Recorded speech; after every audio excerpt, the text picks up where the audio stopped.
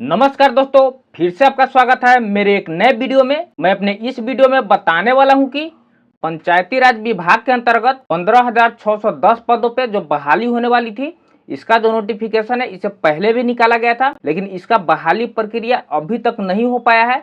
क्या कारण है कि इनके बहाली प्रक्रिया में देरी हो रही है? तो दोस्तों ये वीडियो जो है आप पूरा देखिएगा। मैं इस वीडियो में आपको ये बताऊंगा कि इसका जो भर्ती प्रक्रिया है कितने पदों पे निकाली जाएगी और कौन कौन से पद पे निकाली जाएगी, और इसका भर्ती प्रक्रिया है कब तक आपको भर्ती प्रक्रिया देखने को मिलेगा। टोटल जानकारी डिटेल से दूंगा। अगर दोस्तों मेरा वीडियो पसंद आएगा तो मेरे वीडियो को लाइक, शेयर एंड मेरे चैनल को सब्सक्राइब जरूर कर लीजिएगा। तो दोस्तों देखिए, ये जो विज्ञापन है आपको पेपर के कटिंग के माध्यम से निकल के आ रही है। इसमें 2 पेपर के कटिंग है, मैं आपको दिखाता हूँ। देखिए, ये वाले जो पेपर के कटिंग है, यहाँ पे लिखा गया है पंचायती राज विभाग में 15,610 पदों पर होगी बहाली, यानी कि पंचायती राज विभाग में आपको 15,610 पदों पर बहाली होने वाली है। और ये जो आपको पेपर के कटिंग में अभी आपको दिखा रहा हूँ, ये जो पेपर के कटिंग है लगभग 2 महीने पहले निकाला गया था। और इसके बाद में अभी एक और पेपर के कटिंग देखा था, उसमें बताया गया है क्यों अभी इसका बहाली प्रक्रिया नहीं हो पाई है। तो दोनों पेपर में मैं आपको बारी बारी करके बताऊंगा। तो देखिए, ये वाली जो पेपर की कटिंग हुई, इसमें तो पहले जो वैकेंसी निकाली गई थी, इसमें टोटल जानकारी दिया गया था कि कैसे कैसे वैकेंसी आने वाली है, कितना पद होने वाले हैं। इसके बाद देखिए, मैं करेंट का जो दूसरा पेपर कटिंग है उसको मैं दिखाने जा रहा हूं। और देखिए दोस्तों, ये जो पेपर के कटिंग है आपको करेंट के पेपर के कटिंग है, इसमें बताया गया है कि क्यों अभी तक बहाली प्रक्रिया नहीं करा पाई है, कौन से पेज फंस रहे हैं और कब तक कराई जाएगी। तो मैं पहले आपको पहले वाला पेपर की कटिंग बता देता हूँ, जो 2 महीना पहले निकाला गया था, कि कितना वैकेंसी आने वाली है, टोटल कितना सीट है, कौन लोग फॉर्म भर सकते हैं, कौन लोग फॉर्म नहीं भर सकते हैं। इसके बाद मैं फिर आपको इस वाले पेपर के कटिंग में आकर बताऊंगा कि कब तक आपकी बहाली प्रक्रिया जो है पूर्ण करा ली जाएगी। तो ये जो 2 महीने पहले पेपर की कटिंग आई थी, इसमें आपको टोटल डिटेल जानकारी बताया गया था। मैं फिर से आपको बता देता हूँ। तो देखिए, इस पेपर के कटिंग में आपको बताया गया था कि नीतीश कुमार द्वारा 10 लाख नौकरी देने की घोषणा की पूरा करने में पंचायती राज विभाग ने भी तत्परता दिखाई है। यानी कि नीतीश कुमार जी के द्वारा जो 10 लाख सरकारी नौकरी देने का जो वायदा किया गया है, उनमें जो है पंचायती राज विभाग के भी कुछ पद होने वाले हैं। इसी के बारे में यहाँ पे बताया गया था। देखिए, आगे बताया गया है कि पंचायती राज विभाग ने विभिन्न स्तर के रिक्त 15,610 पदों पर इस वित्तीय वर्ष इसमें नियुक्ति करने की तैयारी कर ली है। यानी कि पंचायती राज विभाग के द्वारा जो आपको 15,610 पदों पे जो भर्ती होने वाली है, इनकी तैयारी भी आपको पूरी कर ली गई थी। लगभग आपको 2 महीना पहले ही पूरी कर ली गई थी। पंचायती राज मंत्री केदार प्रसाद गुप्ता ने बताया कि विभाग को जल्द नियुक्ति प्रक्रिया शुरू करने का निर्देश दिया जाएगा। उन्होंने बताया कि 4351 पद अस्थायी नियुक्ति की जा रही है। 15,610 पदों में 4351 पद है जो अस्थायी नियुक्ति की जाएगी।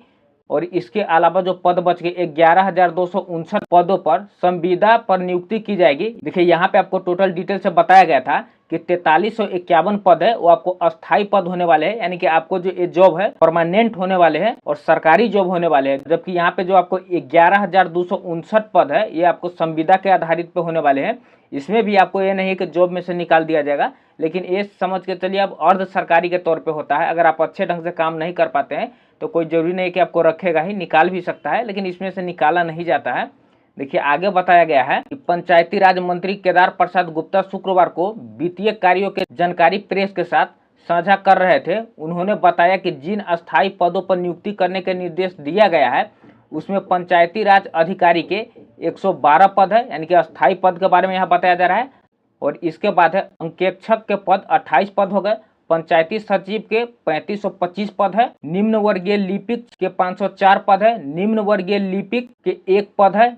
इसके बाद देखिए, और आगे बताया गया था कि परिचारी के 5 पद है, जिला परिषद कनीय अभियंता के 104 पद है, और जिला परिषद में निम्न वर्गीय लिपिक के जो है 72 पद शामिल है। यानी कि टोटल जो आपको यहाँ पे अस्थायी पद था उसके बारे में यहाँ टोटल जानकारी दिया गया है कि अस्थायी पद में किन किन विभाग में कितना कितना पद होने वाले हैं। जबकि 11,259 संविदा पर आधारित पदों पर नियुक्ति होगी। जबकि आपको यहाँ पे बताया गया कि 11,259 पद जो है संविदा के आधार पर नियुक्ति होने वाले हैं। उसमें लेखापाल सह IT सहायक के 7,070 पद है, तकनीकी सहायता के 556 पद है, कार्यपालक सहायक सह डाटा एंट्री ऑपरेटर के 3 पद है, ग्राम कचहरी सचिव के 1400 पद है और ग्राम कचहरी न्याय मित्र के 2230 पद शामिल है। प्रखंड पंचायती राज पदाधिकारी और अंकेक्षकों की नियुक्ति BPSC और पंचायत सचिव, निम्न वर्गीय लिपिक और कार्यपालक परिचारी की नियुक्ति बिहार कर्मचारी चयन आयोग कराएगा। इनका जो है एग्जाम कौन कंडक्ट कराने वाले हैं यहाँ पे बता भी दिया गया था। तो देखिए दोस्तों, इसमें जो जितना टोटल जानकारी दिया गया था मैं आपको बता ही दिया हूँ, लेकिन अब मैं आपको बताता हूँ कि इसका जो भर्ती प्रक्रिया है क्यों नहीं हुआ है। चलिए इसके बारे में जो दूसरा पेपर का कटिंग है उसके माध्यम से मैं आपको बता देता हूँ। तो देखिए दोस्तों, यहाँ पे आपको बताया गया है कि आरक्षण और आउटसोर्स में फंसी 15,610 पदों की नियुक्ति। तो दोस्तों देखिए, यहाँ पे मेन बात आरक्षण वाला बात है, तो आप लोगों को पता ही होगा इन पे कुछ दिनों से आपको, कुछ महीनों से आपको विवाद चल रहा है। ये आपको ये 75% आरक्षण वाले बात को लेकर लगभग बहुत दिनों से विवाद चल रहे हैं। 75% वाली मेन बात है कि जितना भी इससे पहले पुरानी वैकेंसी आने वाली थी वो नहीं आई है। इससे पहले जो आपको वैकेंसी आती वो पुरानी वाली ही आरक्षण के अनुसार आपको वैकेंसी आती, लेकिन वैकेंसी पे रोक इसलिए लगा दिया गया है कि अब जो नए वाले जो आपको आरक्षण मिलने वाले हैं आपको उसके तहत ही आपको जो है टोटल वैकेंसी आने वाली है। तो हो गई आपको अस्थाई पद के लिए, और ये जो संविदा पे आधारित जितना भी जॉब होते हैं इनका जो भर्ती प्रक्रिया है आपको आउटसोर्स कंपनी ही करवाती है। तो देखिए यहाँ पे आगे और क्या जानकारी दिया गया है मैं वो भी आपको बता देता हूँ। तो देखिए आगे जानकारी दिया गया है कि पंचायती राज विभाग में रिक्त 15,610 पदों पर नियुक्ति में पेच फंस गया है। अपना हाई कोर्ट के आदेश आने के कारण आरक्षण को लेकर अस्थायी नियुक्ति तो आउटसोर्सिंग एजेंसी का चयन को लेकर संविदा वाली नियुक्ति अटक गई है। यानी कि जो अस्थायी नियुक्ति आपको थी ये आपको पटना हाई कोर्ट के द्वारा जो आरक्षण के लेकर जो निर्णय आए हैं उनके लिए रुक गई है, और जो आउटसोर्सिंग कंपनी यानी कि जो संविदा पे आधारित जो जॉब थे उनके लिए आउटसोर्सिंग कंपनी का चयन जो होने वाली थी उसमें अटकलें लग रही है। देखिए आगे इन्होंने बताया है कि पंचायती राज विभाग जून में विभिन्न स्तर के रिक्त 15,610 पदों पर अगले 3 से 4 माह में नियुक्ति करने की घोषणा की थी। यानी कि आपको जो है जून महीने में ही है जो ये आपको विज्ञापन निकाला गया था कि 15,610 पदों पे जो है अगले 3 से 4 महीने में नियुक्ति कराने की घोषणा की हुई थी कि आपको यहाँ तक ज्वाइनिंग भी करवा दिया जाएगा, लेकिन यहाँ पे अभी अटकलें ही लग रही है। और आगे बताया गया है कि विभाग के ओर से 4351 पदों पर अस्थायी नियुक्ति की जानी है, यानी कि 4351 पदों पे अस्थायी नियुक्ति होने वाली, जबकि 11,259 पदों पर संविदा पर नियुक्ति होने वाली है। जिन अस्थायी पदों पर की जाना है उसमें प्रखंड पंचायती राज अधिकारी के 112 पद, अकेंक्षक के 28 पद, पंचायत सचिव के 3525 पद, निम्न वर्गीय लिपिक के है जो आपको 504 पद है, निम्न वर्गीय लिपिक के जो है 1 पद है, कार्यालय परिचारी के 5 पद है, जिला परिषद कनिक अभियंता के 104 पद है, और जिला परिषद में निम्न वर्गीय लिपिक के 72 पद शामिल है। तो देखिए दोस्तों, इसमें इन्होंने क्लियर बता दिया है। मेन बात इसमें ये निकल के आ रही है कि पटना हाई कोर्ट के आदेश के कारण आरक्षण को लेकर अभी जो नियुक्ति है वो अभी रुकी हुई है।